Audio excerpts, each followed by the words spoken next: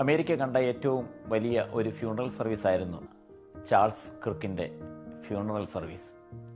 ഏകദേശം 70,000-ഓളം ആളുകൾ ഗ്ലെൻഡയിലെ ആ സ്റ്റേഡിയത്തിൽ കൂടി വരികയുണ്ടായി.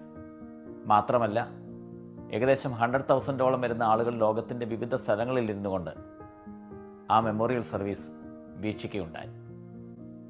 അത് കഴിഞ്ഞ് ഏറ്റവും കൂടുതൽ ആളുകൾ പങ്കെടുത്തത് മൈക്കിൾ ജാക്സന്റെ ഫ്യൂണറൽ സർവീസാണ്. അത് loss ആഞ്ചലസിലെ staple സ്റ്റേഡിയത്തിലായിരുന്നു.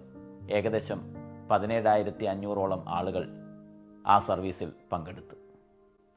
Charles ക്രിക്കിൻ്റെ memorial service എടുത്തു പറയത്തക്ക അനേക കാര്യങ്ങളുണ്ടായിരുന്നു. അദ്ദേഹത്തിൻ്റെ ആഗ്രഹമായിരുന്നു തൻ്റെ വിശ്വാസത്തിനു വേണ്ടി മരിക്കുക എന്നുള്ളത്. ചാൾസ് ക്രിക്കിൻ്റെ ഭാര്യ വിതുമ്പിക്കൊണ്ട് കണ്ണുനീരോടുകൂടെ പങ്കുവച്ച വാക്കുകൾ വളരെ ഹൃദയസ്പർശിയായിരുന്നു.